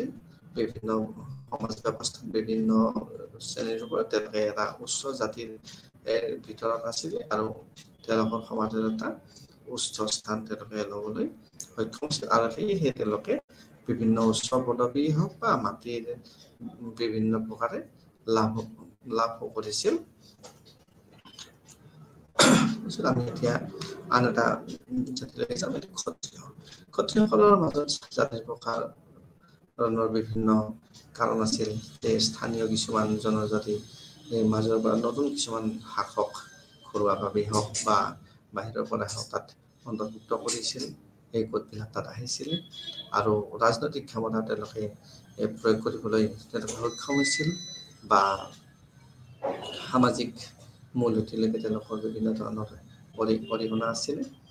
তাৰ ভিতৰত তেওঁলোকৰ বিদেশী জাতি বা বেক্ট্ৰিয়ান বা গ্ৰীক শাসক বা পাৰ্থিয়ান স্থানীয় বা কোনসকলৰ তেওঁলোকে আধিপত্য বিস্তাৰ কৰিবলৈ সক্ষম হৈছিল। আৰু বৰ্ণ প্ৰণালীত দ্বিতীয় শ্ৰেণীৰ ক্ষত্ৰিয় হিচাপে তেওঁলোকক তাত স্থান দিয়া হৈছিল। ক্ষত্ৰিয়সকলক যিটো বৰ্ণ প্ৰণালী আছিল তাত তেওঁলোকক দ্বিতীয় স্থান দিয়া হৈছিল। ক্ষত্ৰিয়সকলৰ বহুতো জনজাতীয় প্ৰধান থকাৰ পৰা মানে জাতিবোৰ পঞ্চম ষষ্ঠ শতিকাৰ পৰা বহু গুণত বিভক্ত হৈছিলে আৰু তেওঁলোকে বিভিন্ন ধৰণে হিন্দুকৃত ৰজালৈ ৰূপান্তৰিত হৈছিল আৰু যাক তেওঁলোকৰ পৃষ্ঠপোষকতা কৰিছিল। আৰু তেওঁলোকে আনকি যিটো বৈদিক ত্যাগ, যিটো চেক্ৰিফাইচ, সেইটো তেওঁলোকে প্ৰদৰ্শন কৰিছিল। ক্ষত্ৰিয়সকলে তেওঁলোকৰ এনেধৰণৰ ধৰ্মীয় বিশ্বাস বা তাৰ লগত তেওঁলোক জড়িত হৈ পৰিছিল।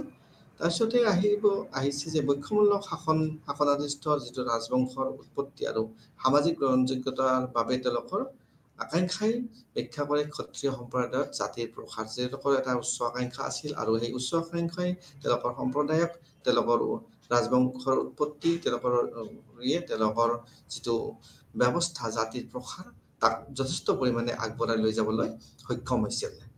ক্ষুদ্ৰসকলৰ বিভিন্ন সম্প্ৰদায় আৰু অঞ্চলৰ পৰা আহিছিল। বিভিন্ন ধৰণে তেওঁলোকে তাত বসবাস কৰিছিল বা বিভিন্ন আধাৰত তেওঁলোকে সম্প্ৰসাৰণ লাভ কৰিছিল। তেওঁলোকৰ স্থিতিৰ উন্নতি হৈছিল আৰু তেনেধৰণে তেওঁলোকে তাত তেওঁলোকৰ আধিপত্য বিস্তাৰ কৰিবলৈ সক্ষম হৈছিল। তাৰপিছত আমি কায়স্থ যিবিলাক, তাৰ আগত আমি অৱশ্যে আৰু এটা বস্তু আলোচনা নকৰিলে ভুল হ'ব আমাৰ। সেইটো হৈছে যে ক্ষুদ্ৰ বিভিন্ন সম্প্ৰদায়ৰ অঞ্চলৰ পৰা আহিছিল আৰু তেওঁলোকে যথেষ্ট পৰিমাণে যিটো আমি ক্ষুদ্ৰ কথা আগত আমি কৈছোঁ, কিন্তু ক্ষুদ্ৰ কথালৈকে আমি হঠাৎ কৰি আহি গৈছোঁ। গতিকে আমি ক্ষুদ্ৰ কথা অকণমান ক'ব লাগিব। তো ক্ষুদ্ৰসকলেও সুন্দৰভাৱে তেওঁলোকে পটাৰী পিজন বুলি কওঁ বা ৰাইচ পিজন বুলি কওঁ বা আমি শ্বেয়াৰ ক্ৰপাৰ বা আৰ্টিজান এই ধৰণৰ শ্ৰেণীত বিভক্ত কৰা হৈছিল। আৰু তেওঁলোকে ক্ষুদ্ৰসকলে গুপ্ত পিৰিয়ড বা পষ্ট গুপ্ত পিৰিয়ডত তেওঁলোকে এটা অৰ্থনৈতিক শক্তি হিচাপে তেওঁলোকে কাম কৰিছিলে আৰু তেওঁলোকৰ বিভিন্ন ধৰণে সমাজত আধিপত্য বিস্তাৰ কৰিছিল। যদিও তেওঁলোকৰ ওপৰৰ শ্ৰেণীত বামুণসকলে তেওঁলোকক বিভিন্ন ধৰণে তেওঁলোকক পৰিচালিত কৰিবলৈ সক্ষম হৈছিলে। এতিয়া আহিম কায়স্থসকলৰ বিকাশ। কায়স্থসকলৰ কেনেধৰণৰ বিকাশ হৈছিল, কেনেধৰণৰ বৃদ্ধি হৈছিল, তেওঁলোকৰ কৰ্মজীৱ কায়স্থসকলৰ আৰ্থসামাজিক উৎপাদন আছিল এটা মানে সময় শক্তি। তেওঁলোকৰ এটা সময়ৰ লগত তেওঁলোকৰ সম্প্ৰদায়ৰ বিশেষভাৱে তেওঁলোকে আগবাঢ়িবলৈ সক্ষম হৈছিলে।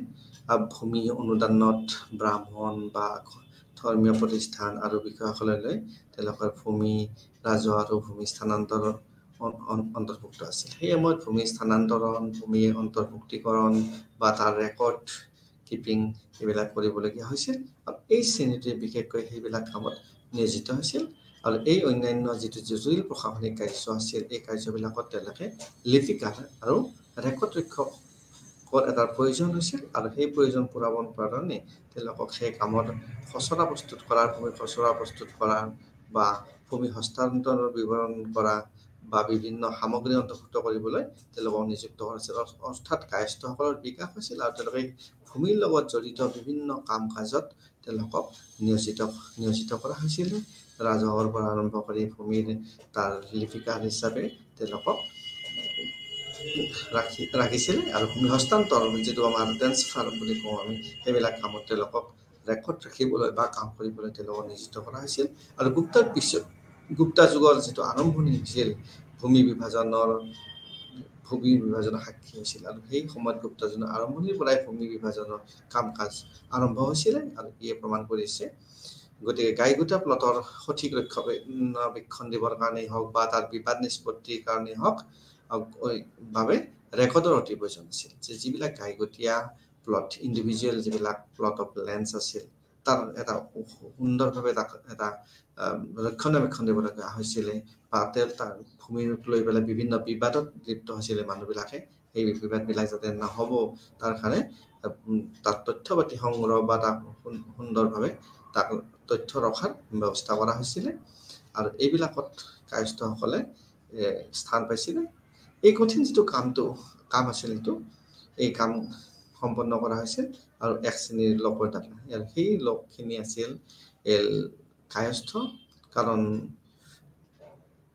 কৰণিকা বুলি কায়স্থকৰণ বা কৰণিকা বুলি তেওঁলোকক জনা গৈছে আৰু তেওঁলোকে সুন্দৰভাৱে এই কামবিলাক কৰি গৈছিল কায়স্থসকলৰ মাত্ৰ এটা লিপিকাৰ সম্প্ৰদায়ৰ সকলৰ গোট আছিল বুলি উল্লেখ কৰা হৈছে যিবিলাক কায়স্থ আছিলে তেওঁলোকক লিপিকাৰ হিচাপে সম্প্ৰদায় হিচাপে তেওঁলোকক কোৱা হৈছে কাৰণ তেওঁলোকে মাটিৰ বিভিন্ন ধৰণৰ তথ্য তেওঁলোকে ৰাখিবলৈ কামৰ দায়িত্ব পালন কৰিছিলে আৰু এনেদৰে তেওঁলোকৰ বিকাশ বা বৃদ্ধি বা উন্নয়ন আৰম্ভ হৈছিলে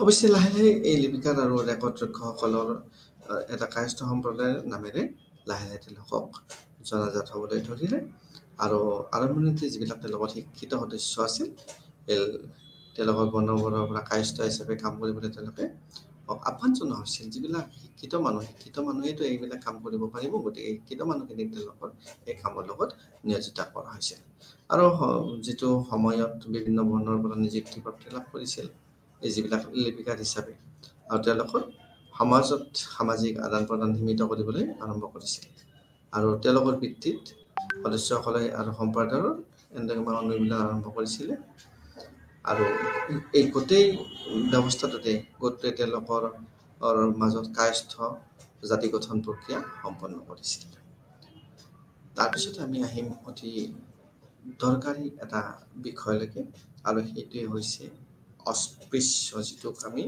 আনটাচেবল বুলি কওঁ অস্পৃশ্য যিটো আমি আনটাচেবল বুলি কওঁ আনটাচেবল বুলি কোৱাৰ লগে আমি ইম্পিয়ৰ শব্দ এটা তাত ব্যৱহাৰ কৰোঁ ইম্পিয়ৰ কাষ্ট অৰ দ্য আনটাচেবলছ বুলি যাক কওঁ প্ৰাৰম্ভিক যিটো শতিকা আছিল আৰম্ভণি আছিলে কমনেৰা আছিলে তাত আমি অশুদ্ধ বা জাতি বা অস্পৃশ্য বুলি এটা শব্দ ব্যৱহাৰ কৰা হৈছে ইয়াৰ এক নিৰ্দিষ্ট আৰু ইয়াৰ পৰা আমি এটা আইডিয়া এটা আমি ধাৰণা কৰিব পাৰিছিলোঁ যে অস্পৃশ্য কি বস্তু বা অশুদ্ধ কি বস্তু তথাপিও আমি এইটো কথা ক'ব পাৰোঁ যে সেই সময়ত সেইবোৰ সংখ্যাগতভাৱে সৰু আছিল কম আছিল সেই সময়ত যিখিনি মানুহক যিখিনি জাতিক অস্পৃশ্য বুলি কোৱা হৈছে বা অশুদ্ধ বুলি কোৱা হৈছে বা আনটাচেবল বুলি কোৱা হৈছে বা ইম্পিয়ৰ বুলি কোৱা হৈছে সেইখিনি এটা সংখ্যাগতভাৱে যথেষ্ট কম আছিল আৰম্ভণিতে কিন্তু লাহে লাহে প্ৰথম শতিকাৰ পৰা গৈ পেলাই তৃতীয় শতিকা তাৰ অস্পৃশ্যতাৰ যিটো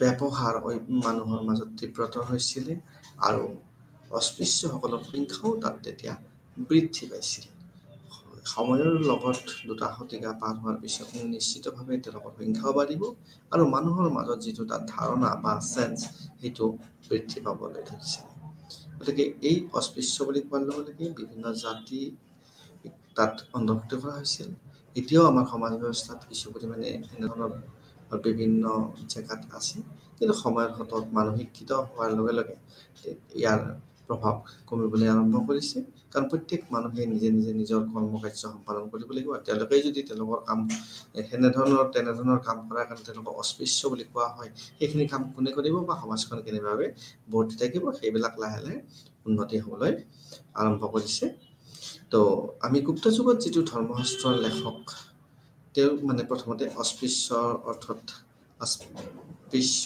বা এটা অভিব্যক্তিটো ব্যৱহাৰ কৰিছিল আৰু তাৰ পৰাই আমি এইটো কথাই ক'ব পাৰোঁ যে সেই সময়ত জাতিভেদ প্ৰথা যিহেতু আছিল আৰু এই জাতিভেদ প্ৰথাই মানুহক কিছুমান জাতিক তেওঁলোকৰ ওচৰলৈ আহিবলৈ সুযোগ নিদিছিল আৰু তেওঁলোকৰ বিভিন্ন অধিকাৰৰ পৰা আনকি তেওঁলোক বঞ্চিত আছিল আৰু এই যিটো আনটাচেবল বা অস্পৃশ্য আমি ক'ব খুজিছোঁ ইয়াতে বিভিন্ন ধৰণৰ জাতি উপজাতি বা বিভিন্ন ধৰণৰ লোক আছিলে আমি যদি ফাৰ্ষ্ট মিলেনিয়ামত আমি এই অস্পৃশ্যৰ কথা ক'ব যাওঁ তাত হাণ্টাৰবিলাক আছিল ফিচাৰমেনবিলাক আছিল বা বাটচাৰবিলাক আছিল বা এক্সিবিশ্যনাৰ্ছ আছিল বা স্কেভেঞ্জাৰ্ছ আছিলে তেওঁলোকক আনটাচেবল বুলি কোৱা হৈছিল কালিদাস বা ব্ৰাহ্মণিকেল বা ফাহিয়ান বা বানৱ বা অন্যান্য সেয়া তাত তেওঁলোকৰ আৰু তেওঁলোকৰ ডিজিবিলিটিছ তাত ইম্প'জ কৰা হৈছিলে আৰু চাণ্ডালসকলকো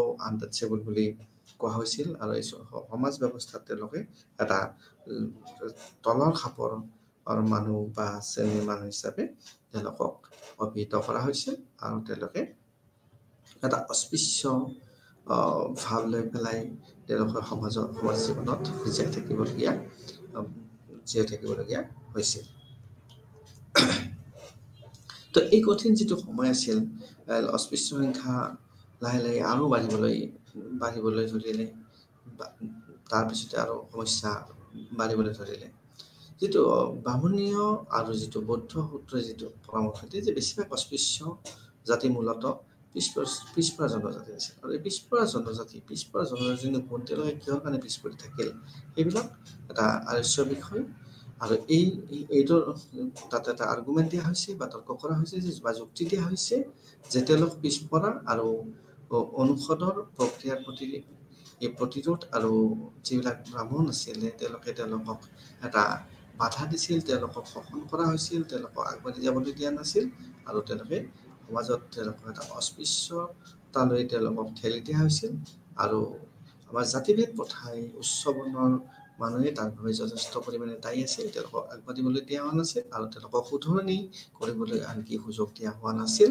বা সমাজৰ একেই মানুহ বা একে লগ বুলি তেওঁলোকক সেই সুযোগখন দিয়া হোৱা নাছিল তো সেইবোৰ হয়তো আছিল তেওঁলোকৰ যিটো মাটি বাৰী বা বিভিন্ন তেওঁলোকৰ গাঁৱৰ বাহিৰত থাকিবলৈ বা তেওঁলোকক বিভিন্ন ধৰণে অসুবিধাৰ সন্মুখীন কৰোৱা হৈছিলে তো এই আনটাচেবল শব্দটোৱে তেওঁলোকে সেই সময়ত মানৱে প্ৰভাৱান্বিত কৰিছিল তাৰপিছতে আহিল আমাৰ কাৰুশিল্প আৰু জাতি কাৰুশিল্পৰ লগত জাতিৰ কি সম্পৰ্ক আছে আমি কাৰুশিল্পই এটা নতুন জাতিৰ সন্ধান দিছিল নতুন জাতিৰ ফালে মানুহক ঠেলি লৈ গৈছিল আৰু এই সময়ছোৱাত কেইবাটাও শিল্পী আৰু যিটো শিল্পীৰ গোট আছিল তেওঁলোকৰ যিটো স্থিতি আছিল আগতে তেওঁলোকে সেইটো হেৰাইছিল আৰু তাৰ ক্ষেত্ৰত আনকি তেওঁলোকক অস্পৃশ্য বুলিও আনকি গণ্য কৰা হৈছিল কাৰণ তেওঁলোকে যিবিলাক কামত নিয়োজিত হৈছিল সেইবিলাক কাম তেওঁলোকে চহৰৰ পৰা গাঁৱলৈকে অহাৰ ফলত তেওঁলোকৰ সেইটো হ্ৰাস পাবলৈ ধৰিছিলে গতিকে কিছু পৰিমাণে হয়তো তেওঁলোকে যিটো নগৰীয় যিটো কেন্দ্ৰত তেওঁলোকৰ আছিলে আৰু সেইটোৱে তেওঁলোকৰ তাত বহুত চাহিদা আছিল আৰু গাঁৱলৈ অহাৰ লগে লগে তেওঁলোকৰ চাহিদা ক্ৰমান্বয়ে কমিবলৈ ধৰিলে আৰু যিটো ক্ৰাফ্ট গিল্ডবোৰ যিটো জাতিলৈ তেওঁলোকে ৰূপান্তৰিত হৈছিল আৰু এই ক্ৰাফ্ট তেওঁলোকৰ সামগ্ৰীৰ প্ৰকৃতি আৰু যিটো সংগঠন অৰ্গেনাইজেশ্যনৰ যে পৰিৱৰ্তন হৈছিলে তেওঁলোকৰ প্ৰকৃতি তেওঁলোকে কি কাম কৰিছিল আৰু এতিয়া কি কাম কৰিছে তাৰ পৰিৱৰ্তন এটা হৈছিলে আৰু এইটোৱে তেওঁলোকক কাৰ্যকৰীভাৱে সংক্ষিপ্ত কৰিছিলে তো ইয়াৰ পিছতে আমি আহিম যে বৈশ্যসকল যে আছিল তেওঁলোকৰ হ্ৰাস আৰু তেওঁলোকৰ ডিক্লাইন হৈছিলে হ্ৰাস হৈছিলে আৰু যিটো সামাজিক ষ্টেটাছ অৱস্থিতি ক্ষুদ্ৰসকলৰ বৃদ্ধি হৈছিল সেইখিনি কথা আমি এতিয়া আলোচনা কৰিম ধৰ্মস্ত্ৰত আৰু এনেধৰণৰ সাহিত্য মানে বিভিন্ন ধৰণৰ কথাকে সূচাইছে যে ক্ষুদ্ৰসকলৰ সামাজিক স্থিতি এটা ডাঙৰ পৰিৱৰ্তন হৈছিলে এটা ডাঙৰ চেঞ্জেছ হৈছিলে তেওঁলোকৰ উন্নতি হৈছিলে তেওঁলোকৰ প্ৰগতি হৈছিলে তো এইটো যিহেতু আমি চাৰিটা বৰ্ণৰ কথা কৈছিলোঁ যিটো গাঁথনি সমাজ ব্যৱস্থাত চাৰিটা বৰ্ণৰ পৰিৱেশৰ ভিতৰত সামাজিক গাঁথনি এটা সংগঠিত হোৱা বুলি কৈছিলোঁ আমি তো ক্ষুদ্ৰৰ বৃহৎ অংশটো সামাজিক আৰু অৰ্থনৈতিক স্থিতিত কৃষিৰ সৈতে জড়িত আছিল তেওঁলোকে কৃষিৰ লগত জড়িত কৃষিৰ লগত সম্পৰ্কিত তেওঁলোকৰ সম্পৰ্ক কৃষিৰ লগত লাহে লাহে বাঢ়ি আহিব ধৰিছিলে আৰু এইটো বাঢ়ি অহাৰ লগে লগে বৈশ্যসকলৰ যিটো তলৰ প্ৰান্তৰ লোক আছিল তেওঁলোকৰ ক্ষুদ্ৰ স্তৰলৈকে নামি আহিছিলে। তাত শূদ্ৰসকলৰ ক্ষমতা বৃদ্ধি হ'বলৈ ধৰিছিলে আৰু তাৰ ফলত বিভিন্ন জাতি মানে লোকসকলে এই ক্ষুদ্ৰ স্তৰলৈকে আহিবলৈ ধৰিছিলে। এনেদৰে তাত যিটো দুটা নিম্ন বৰ্ণৰ আপেক্ষিক স্থিতি পৰিৱৰ্তন ঘটিছিলে। এটা সময়ত ক্ষুদ্ৰসকলক দাস বা সেৱক বুলি কোৱা হৈছিল। তাৰপিছত কিন্তু তেওঁলোকক দাস আৰু সেৱক হৈ থকা তেওঁলোকে নাছিল। তেওঁলোকক ভাড়াতীয়া বা স্ক্ৰেপেপাৰ বা আৰু খেতিয়ক হিচাপে তেওঁলোকক জনজাত হৈছিলে। আৰু নগৰীয় যিটো অৱনতি ঘটিছিল, বহুতো ক্ষুদ্ৰ শিল্পীক খেতি কৰিবলৈ বাধ্য কৰোৱা হৈছিল। কাৰণ নগৰ অৱনতি হোৱাৰ লগে লগে, নগৰৰ পতন হোৱাৰ লগে লগে মানুহবিলাক গাঁওমুখী হৈছিল, কৃষিজীৱী হ'বলৈ আৰম্ভ কৰিছিল। গতিকে কৃষিৰ লগত তেওঁলোকে ব্যস্ত হ'বলগীয়া হৈছিল আৰু ক্ষুদ্ৰ যিবিলাক শিল্পী আছিল তেওঁ খেতি কৰিবলৈ তেওঁলোক বাধ্য হৈছিল। যে মৌৰ্যসকলৰ পিছৰ সময়ত যিটো ভাৰতীয় বৈদেশিক বাণিজ্যৰ দিন আছিলে, যিবোৰত বৈশ্যসকল নগৰে বৃদ্ধি লাভ কৰিছিলে আৰু চহৰৰ সৈতে তেওঁলোকৰ এটা সুপৰিচয় আছিলে। চহৰত তেওঁলোকে বিভিন্ন ধৰণে কামত নিয়োজিত হ'ব পাৰিছিলে। এতিয়া আমি আহিম সেই সময়ত মহিলাসকলৰ স্থান কেনেকুৱা আছিল, মহিলাসকলৰ অৱস্থা কেনেকুৱা আছিল, মহিলাসকলক কেনেধৰণে সন্মানিত কৰা হৈছিল বা তেওঁলোকে কি স্থানত থাকিবলৈ সক্ষম হৈছিল। তো মহিলাসকলৰ এই সময়ত সমাজত মহিলাৰ স্থিতিৰ বিষয়ে আমি যদি জানিব যাওঁ, তেওঁলোকক যিটো প্ৰগতি, তেওঁলোকৰ উন্নতি হ্ৰাস পাইছিল। তেওঁলোকক সম অধিকাৰ দিয়া হোৱা নাছিল। তেওঁলোকে বহুত অধিকাৰৰ পৰা বঞ্চিত হৈছিলে। আৰু যিটো ল বুক আছে, আইনৰ কিতাপবিলাক আছে, তেওঁলোকৰ সেই আইনৰ কিতাপবিলাকে এইটো কথাকে কয় যে মহিলাসকল কম বয়সত বিয়া হ'ব লাগে। প্ৰাক যৌৱন কালত তেওঁলোকক বিবাহক অগ্ৰাধিকাৰ দিয়া হৈছিল। তেওঁলোকৰ মুঠতে এটাই আছিল যে তেওঁলোক বিবাহ হৈ যাব লাগে আৰু তেওঁলোকৰ পৰিয়ালৰ লগত তেওঁলোকৰ সা সম্পত্তি বা অন্যান্য সামাজিক বা শিক্ষাৰ ক্ষেত্ৰত তেওঁলোকে বিশেষ সা সুবিধা পোৱা নাছিল। তেওঁলোকৰ আনুষ্ঠানিক শিক্ষাত তেনেধৰণে দিয়া হোৱা নাছিল। মহিলাসকলক শিক্ষিত হোৱাৰ কোনো প্ৰয়োজনীয়তা বোধ কৰা নাছিল, কোনো প্ৰয়োজনীয়তা অনুভৱ কৰা হোৱা নাছিল সেই সময়ত। আৰু মহিলাসকল আৰু তেওঁলোকৰ যিটো সম্পত্তি আছিল, সম্পত্তিটো তেওঁলোকৰ স্থিতি মানে খুব দুৰ্বল আছিল। তেওঁলোকৰ সম্পত্তিৰ অধিকাৰ তেনেকৈ দিয়া হোৱা নাছিল। মাত্ৰ এটা ক্ষেত্ৰত তেওঁলোকে অকণমান শিথিলতা লাভ কৰিছিলে। তেওঁলোকৰ সাধাৰণতে সম্পত্তিৰ অধিকাৰ একেবাৰে অস্বীকাৰ কৰা হৈছিল সাধাৰণতে, কিন্তু এটা ক্ষেত্ৰত তেওঁলোকে সম্পত্তিৰ অধিকাৰ লাভ কৰিছিল। যদি কোনোবা বিধৱা থাকে সেই ক্ষেত্ৰত তেওঁলোকে অকণমান উন্নত আছিল, তেওঁলোকক কিছু অধিকাৰ দিয়া হৈছিল, কাৰণ তেওঁলোক চলিব লাগিব। আৰু ইয়াত এটা কথা উল্লেখ কৰিব পাৰি যে তেওঁলোকক যিটো ত্ৰিধনা বা স্ত্ৰীধনেৰে তেওঁলোকক কোৱা হৈছিল, আক্ষৰিক অৰ্থত মহিলাৰ যিটো সম্পদ আছিলে তেওঁলোকৰ বেছি পৰিমাণৰ, তাৰ ভিতৰত আচলতে বেছি পৰিমাণৰ নাছিল। তেওঁলোকক অকণমান আছিল, তাৰ ভিতৰত আছিলে ব্যক্তিগত কিছুমান গহনা অলংকাৰ আৰু কিছুমান উপহাৰ, আৰু সেইবিলাকৰে তেওঁলোকে অধিকাৰ লাভ কৰিছিল। তাৰ ওপৰত তেওঁলোকে তাৰ বাহিৰত বিশেষ এক প্ৰসাৰিত হোৱা নাছিল বা তেওঁলোকে লাভ কৰা নাছিল। গতিকে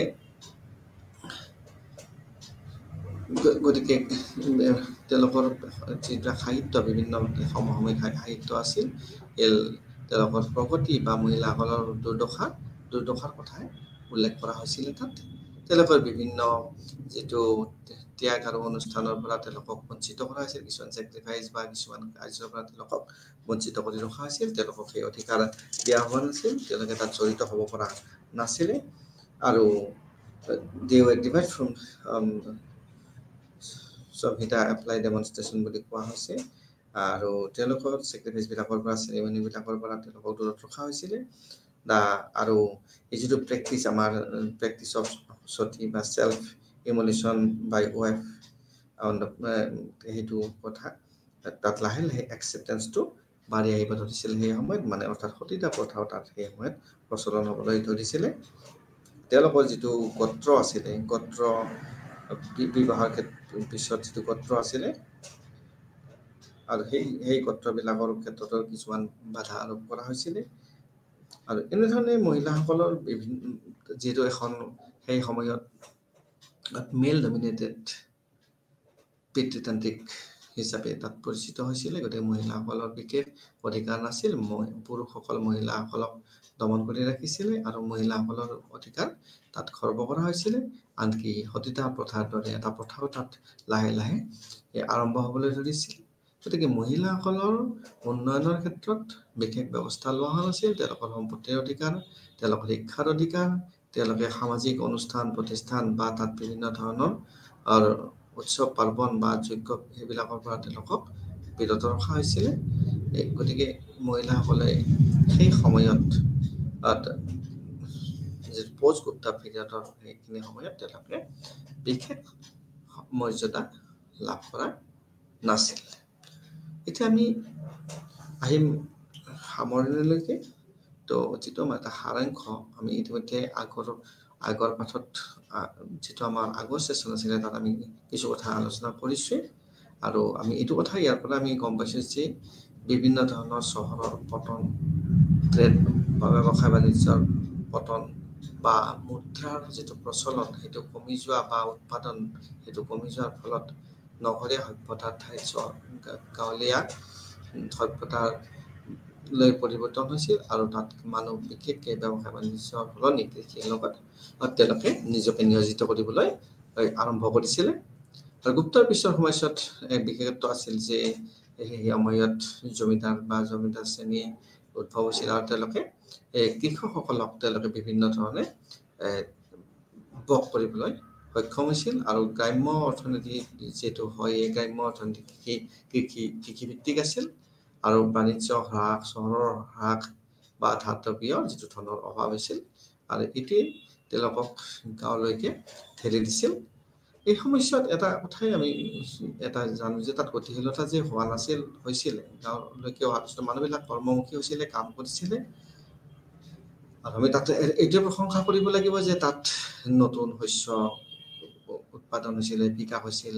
জলসিঞ্চনৰ তেওঁলোকে সুবিধা কৰিছিলে, সুবিধাৰ কাৰণে বিভিন্ন ব্যৱস্থা তেওঁলোকে নিৰ্মাণ কৰিছিলে বা তেওঁলোকে সজাগতা, বেমাৰ, উদ্ভিদৰ বেমাৰেই হওক বা জন্তুৰ বেমাৰেই হওক বা ৰোগ হওক, সেই বিষয়ে তেওঁলোকে বিভিন্ন সজাগতা বৃদ্ধি পাইছিলে। তাৰপিছতে তেওঁলোকৰ বিভিন্ন ধৰণৰ উন্নত কৃষি পদ্ধতি বা তেওঁলোকৰ বসতিৰ আকাৰৰো তাত বৃদ্ধি হৈছিলে। গতিকে গুপ্তৰ পিছৰ সময়ছোৱাত আৰু আমি সামাজিক পৰিৱৰ্তন দেখিবলৈ পাওঁ। তাৰ সমাজত পৰিৱৰ্তন হৈছিল।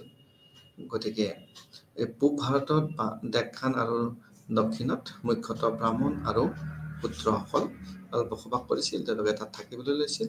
তে আমি ইয়াৰ পৰা এই গোটেই পাঠটোৰ পৰা এইটো কথাই অনুমান কৰিব পাৰিলোঁ যে, জানিব পাৰিলোঁ যে গোটেই আমাৰ যিকেইটা উদ্দেশ্য আছিল, যিকেইটা আমাৰ অবজেক্টিভ আছিল, সেইকেইটা আমাৰ ইয়াত আমি প্ৰতিফলিত হৈছে। আৰু আমি এইটো কথাই গম পালোঁ যে তাত অৰ্থনীতি আৰু কৃষি যিটো ব্যৱস্থা, ইকনমি আৰু ছ'চাইটিৰ লগতে সমাজৰ লগতে আমাৰ কৃষিৰ কথা জড়িত হৈছে বা জাতিৰ কথা জড়িত হৈছে। বিভিন্ন সময়ত ব্ৰাহ্মণসকলৰ আধিপত্য বা ৰজাৰ যিটো মাটিৰ ওপৰত তেওঁৰ অধিকাৰ, সেইটো তাত বৰ্তাই ৰখা হৈছিল। আৰু বিভিন্ন শ্ৰেণীত মানুহসকলক শ্ৰেণী বিভাগ কৰা হৈছিল। আৰু প্ৰধানত 4টা জাতি আছিল, যিটো কালক্ৰমত তাৰ নতুন নতুন জাতিৰ আৱিৰ্ভাৱ হৈছিল, শ্ৰেণীৰ আৱিৰ্ভাৱ হৈছিল। আৰু সেই নতুন জাতি বা শ্ৰেণীয়ে সেই সময়ত পূৰ্বতে থকা 4টা জাতি বা শ্ৰেণীক বিভিন্ন ধৰণে প্ৰভাৱিত কৰিবলৈ সক্ষম হৈছিল। আৰু আমি যিটো আনটাচেবলৰ কথা কৈছোঁ ইয়াতে, যে আনটাচেবল বা যিটো অস্পৃশ্য, সেই সময়ত সেই কিছুমান শ্ৰেণীৰ মানুহ অতি দুৰ্বল শ্ৰেণীৰ থকা বুলি তাক উল্লেখ কৰা হৈছে। আৰু তেওঁলোকে সেই দুৰ্বলতাৰ সুযোগ লৈ তেওঁলোকক এটা অধিকাৰৰ পৰা বঞ্চিত কৰা হৈছিল আৰু তেওঁলোক অতি নিম্নমানৰ জীৱন যাপন কৰিবলৈ বাধ্য হৈছিল। আৰু নগৰীয়া সভ্যতাৰ পতনৰ পিছত মানুহখিনি গাঁৱলৈ আহিবলৈ বাধ্য হৈছিল। গাঁৱত কৃষি যিটো অৰ্থনীতি, তাত কৃষি অৰ্থনীতিৰ বিভিন্ন ধৰণে উৎপাদন বা তাত শস্যৰ বিকাশ বা বিন্যাস বা তাত সজাগতা বা ৰোগ সম্বন্ধে তেওঁলোকৰ যিটো সজাগতা বা জ্ঞান সেইটো বৃদ্ধি পাইছিলে আৰু মূলত এই 4টা জাতি তাত বহুদিন ধৰি প্ৰভাৱ বিস্তাৰ কৰিবলৈ সক্ষম হৈছিলে আৰু পৰৱৰ্তী সময়ত নতুন জাতিৰ উদ্ভৱ হৈছিলে।